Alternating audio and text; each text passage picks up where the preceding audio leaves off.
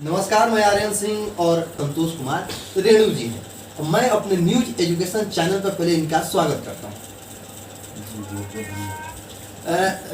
ये तो हमारे बिहार के लिए गौरव की बात है कि आप बिहार की धरती से आते हैं और पूरे यादवों का नेतृत्व आप बिहार की धरती से करेंगे। आपको कैसा लग रहा है?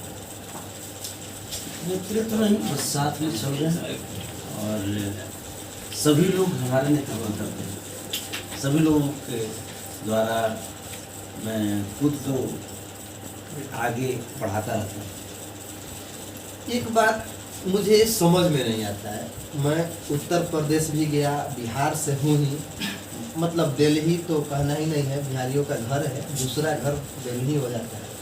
आपके कंधे पे एक गमछी है, बड़ा खूबसूरत लग रहा है, इसका कलर येलो है और भगवान कृष्ण को ये कलर बहुत पसंद था, लेकिन चुनाव के समय में इसका रंग चेंज क्यों हो जाता है? नहीं, ये चुनाव के समय में था, ये तो मरते दम तक चेंज नहीं था।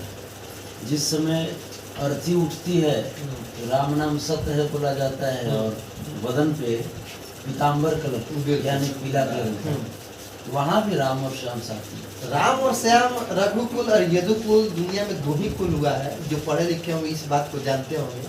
उसके बाद कोई कुल नहीं आया, वर्ग आए, कुल नहीं आया। तो मैं चुनाव में जैसे कि अभी आरजेडी का गमछा कैसा है? नहीं, देखिए आरजेडी का गमछा वो जो तिरंगा है, तिरंगा का एक कलर है, उसमें हरा रंग है।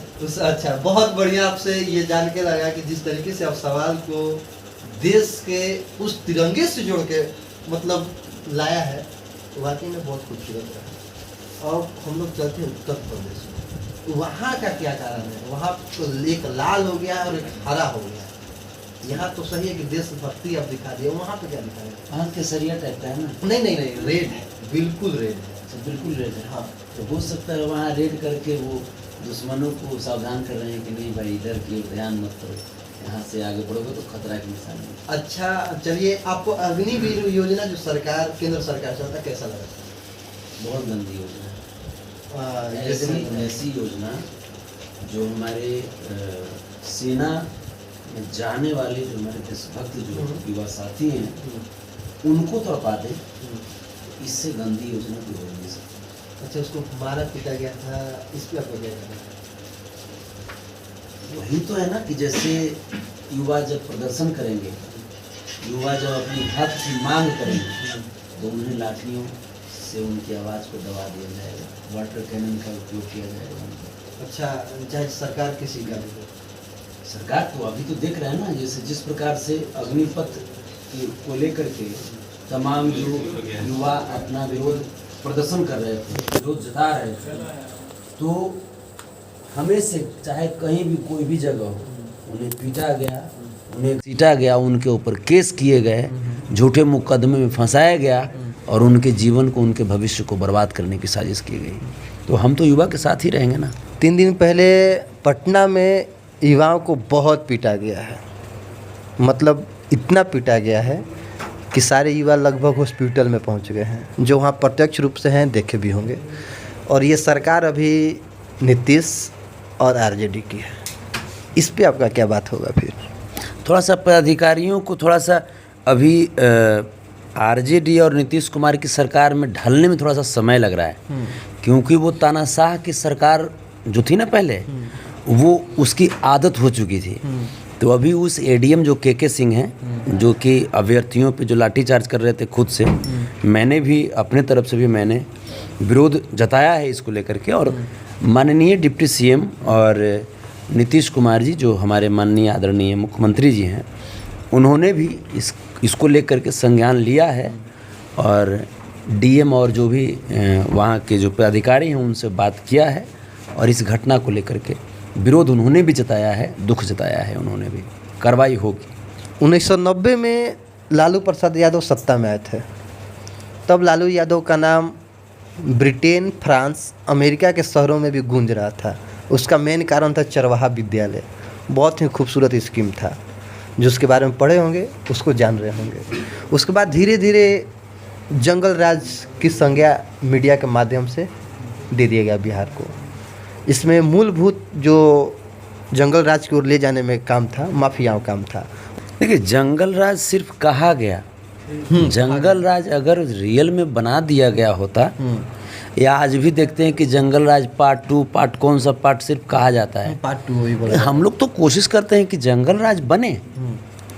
आज देख रहे हैं कोरोना को लेकर कोशिश करते हैं जंगल राज बने, मतलब मैं समझ नहीं पाया। बस मैं कह रहा हूँ, आज देख रहे हैं कोरोना को लेकर के जितनी त्राहिमाम मची हुई है, ऑक्सीजन प्लांट की कमी है ना। आप देख रहे हैं ऑक्सीजन की कमी के कारण कितने लोग असमय काल के गाल में चले गए।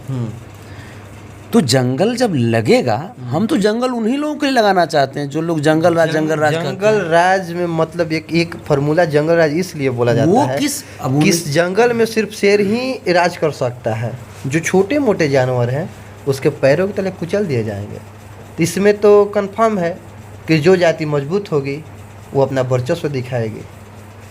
तो इसलिए जंगल राज बोला गया है। जंगल राज इसलिए नहीं बोला गया कि वो वहाँ पे ऑक्सीजन और ये ऑक्सीजन प्लांट के लिए आपका तो सोच बहुत ही हाई लेवल का है कि हम जंगल लगाएंगे, उससे ऑक्सीजन मिलेगा, जिससे कोरोना जैसी महामारी नहीं होगी। लेकिन जंगल राज का जो व्याख्या है, शेर से तुलना किया गया है कि जो बाहुबली होंगे वो राज करेंगे, और बाकी जो गरीब गुरबा हैं, जो लालू जी मुहिम चलाए थे और उसमें सफल भी हुए थे, उसके बाद धीरे धीरे ग्राफ गिरा, वो भी इंटरनल प्रॉब्लम के कारण गिरा।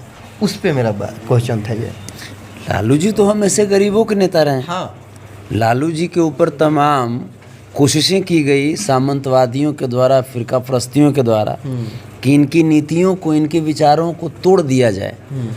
लालू जी एक वैसे मसीहा के रूप में उभरे कि जो दबी हुई जो आवाज़ें थी, जो शोषित जो लोग थे, उनको उनके शोषण से बाहर किए, उनकी आवाज़ को ताकत दिए।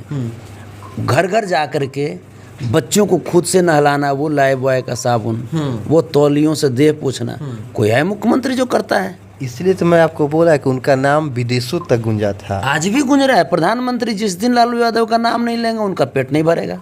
क्योंकि राजनीति के महारथी हैं, तो महारथियों का तो नाम लेना ही पड़ेगा। लालू यादव जी का नाम लेते लेते प्रधानमंत्री बन गए।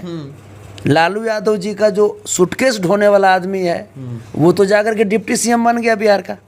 अच्छा, तो अब उससे भी बड़ा लालू यादव कोई नॉर्मल व्यक्ति थोड़े हैं। लालू यादव एक दादा श्री कृष्ण के देवदूत के रूप में एक अवतार लिए हैं, जो लाखों वर्ष में एक आध बार जन्म लेते हैं। सही कहा आपने। लेकिन एक और राजनीतिक दुनिया में जन्म लिए हैं, वो भी लाखों करोड़ों वर्ष में से जन्म लेते हैं। 15 साल में 8 बार कुर्सी बदल दिए। और ऐसा बीजेपी के साथ ही नहीं हुआ है, आरजेडी के साथ भी हुआ है। उस समय आरजेडी को काफ़ी ज़्यादा सदमा लगा था, क्योंकि सबसे ज़्यादा बड़ी पार्टी थी, फिर भी छोड़कर भाग जाना, बीजेपी के साथ सरकार बनाना, फिर पुनः वहाँ से भागना, फिर पुनः सरकार बना देना। आपको क्या लग रहा है कि इस बार 9वीं बार मुख्यमंत्री का शपथ नहीं लेंगे, नहीं भागेंगे? आप इस चीज़ से समझिए कि आरजेडी सबसे बड़ी पार्टी थी। हाँ, अभी भी है। कानून के अनुसार, संविधान के अनुसार आरजेडी को सबसे पहले न्योता मिलना चाहिए था सरकार बनाने का। बिल्कुल। लेकिन ऐसा नहीं हुआ। ये बीजेपी की जो सरकार है, ये कानून, ये संविधान को पूरी तरीके से गला घोट करके देश में हिटलरशाही कानून और व्यवस्था लागू करना चाहते हैं।